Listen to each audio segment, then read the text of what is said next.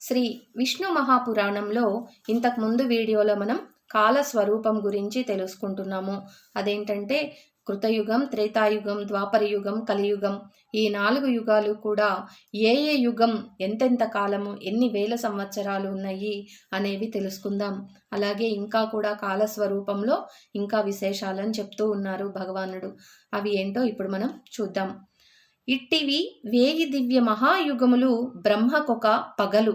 ఆయన పగటి వేళ మనువులు 14 ఆయా కాలములో సప్తర్షులు, దేవతలు, ఇంద్రుడు, మనువు ఆయన కుమారులు ఏకకాలమునందే సృజింపబడుతురు, ఉపసంహరింపబడుతురు. అంటే పుడతారంట, చనిపోతారంట. 71 చతుర్యుగములు అనగా మహాయుగములు ఒక మన్వంతరము, అది మనువు కాలము.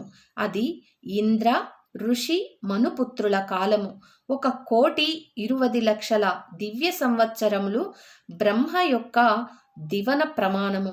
అందు 14 మనువులు గతింతురు అనగా ఒక మన్వంతరమునకు 8,57,143 దివ్య వర్షములు ప్రమాణము.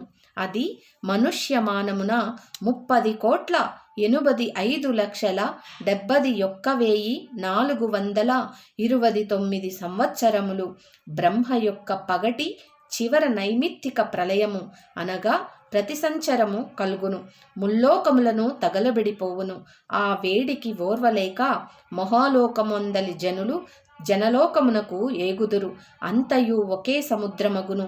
అప్పుడు బ్రహ్మ నారాయణ స్వరూపుడై ముల్లోకములను మ్రింగి కడుపులో ఇమిడించుకొని శేషతల్పమున శయనించును.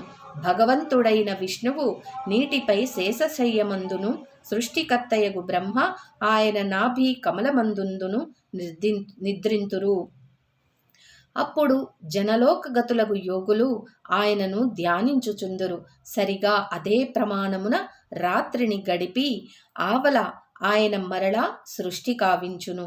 ఇట్టి దినములు, పక్షములు, మాసముల లెక్కచే 1 సంవత్సరమై అట్టివి 100 ఏండ్లు బ్రహ్మకు పరమాయుర్ధాయమే అగును. ఇప్పుడా బ్రహ్మకు పాద్మ మహాకల్పమను పేరనొక పరార్థము గతించినది. ద్వితీయ పరార్థమందిప్పుడు వరాహకల్పము అను పేరు గల మొదటి కల్పము నడుచుచున్నది. ఓం నమో భగవతే వాసుదేవాయ. ఇప్పటి వరకు మనము కాలస్వరూపం గురించి తెలుసుకున్నాము. నెక్స్ట్ వీడియోలో మనం సర్వభూతముల యొక్క సృష్టి గురించి తెలుసుకుందాం. ఇదంతా కూడా సృష్టి పూర్వస్థితిలోని భాగాలే అన్నమాట. పూర్వం సృష్టి పూర్వము ఏమేమున్నాయి, ఎలా అసలు ఎవరెవరు జీవించారు, ఎవరెవరిని బ్రహ్మ మనకు సృష్టించాడు అనేవి చెప్తూనే దాంట్లో కూడా కాల పరిమితి ఏంటి, అసలు ఆ కాల పరాక్రమం ఎలా ఉంటుంది, పరిక్రమం అనేది మనకు తెలియజేశారు.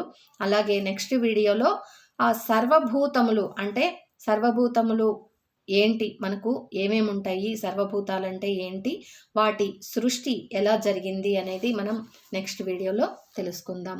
ఓం నమో భగవతే వాసుదేవాయ. స్వస్తి.